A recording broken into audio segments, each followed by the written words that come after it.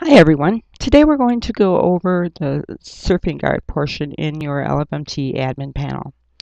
When you're in your admin panel, you're just going to click on Surfingguard, and your login is always going to be the same as your LFMTE admin login. Even if you change those details, your username and password, it will change with it. So nothing you need to do about changing your your login details for Surfingguard. It's always going to be the same. System status. You'll see a couple of red dots here. That's because this is a test site. Yours should always be green, and if they're not for some reason, then you need to check into it and determine why. Is your cron job not set up correctly? Or maybe submit a support ticket. To submit a support ticket, you're going to click right here, and just the same process as submitting any other support ticket, except you're going to submit it under Surfingguard support. Click here to report a member who was cheating your exchange or filed a chargeback bank reversal. When you do that, it opens up in a new window. You're basically just going to fill out this form, click the drop-down box and select the reason. Chargeback, cheater, unreasonable dispute. You're going to put in the member's email, the member's IP address, and please give as much detail in this box as you possibly can so that Josh can make an informed decision concerning all of the LFMTE sites out there. All right. Click here to look up a member in the central ban list. So maybe a member is suspended and you really don't know why. You don't deem them a cheater, so you're wondering what's going on. You can click here. It opens in a new window. Put in the member email, the member IP address, click search, and this list will tell you why they've been banned. Okay. Settings. The site checker settings is the timer that runs when a member puts in a site to be checked. You can do an immediate check, or you can put how long you want the timer to run. Keep in mind, we do have some of those sites that have delayed frame breakers, so you can even set this a little bit longer if you want, and then click Update Timer. Okay. Problems. This is where you're going to what you want to do when there are problems found. Do you not want the checker to check it? Do you want it to pause the site? Do you want it to suspend the site?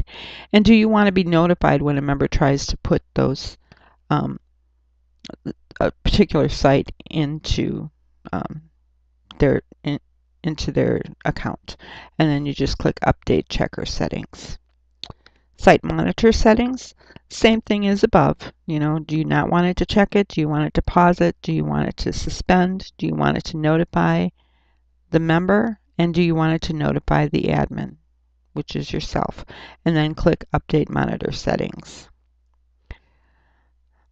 Chargeback cheater monitor settings, once again, same thing.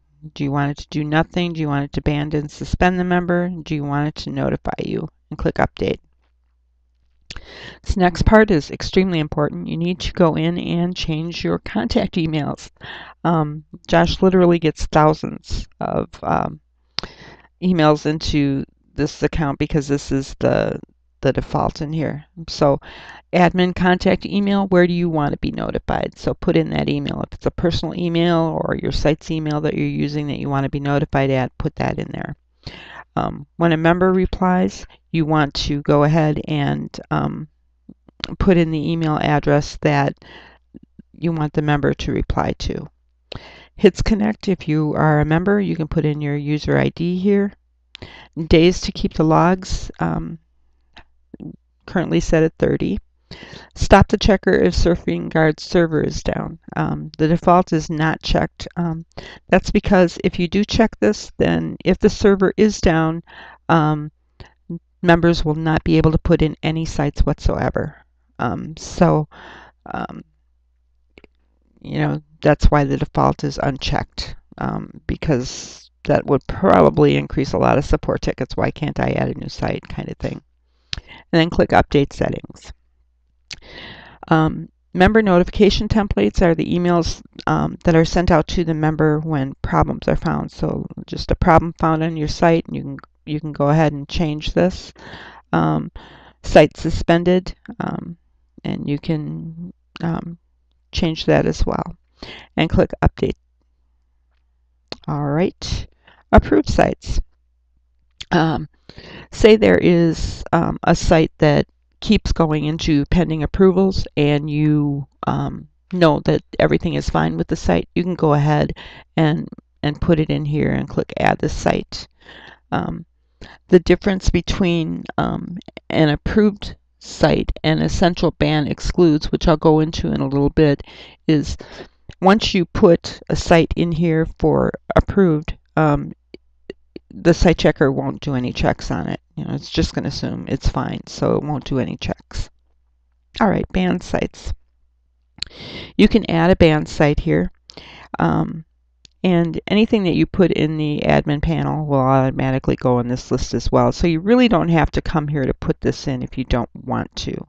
But you can put in the URL. You can select the drop-down box and put in all the information, or just select the one that you want here and click Ban Site. Central ban. Here is the categories, and it's a list of everything that's been banned by other traffic exchanges for having inappropriate content. So you can determine if, say you allow hypes at your site, for example. Well, then you can uncheck this, and that means that it's not going to be banned at your site. Or say you don't allow anything that's non-English, so you want it to be banned here.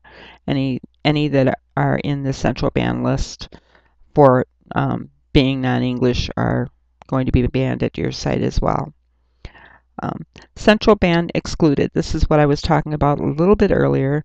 When you put a site in here for central ban excluded, it means that, for example, the one that comes to my mind is Smiley Traffic. It was in the central ban list for a long time, but you want Smiley Traffic to be allowed at your site. So you would put it in here and click Add Site. Now, once again, the reason for this using the excluded is it won't ban it on your site, but it will still run checks. So if somebody put a virus into Smiley Traffic, for example, it's still going to run the checks. So that's the difference between the central ban excluded and adding an approved site here. There will be no checks that will be run on these. So, you know, putting them here, the checks will still run. And these are the logs. So you can check the logs and view which ones are in here. And you can check them by URL and user ID, and you can ask it to show the results. So that's basically all there is for the Surfingguard. Have a great day, everybody.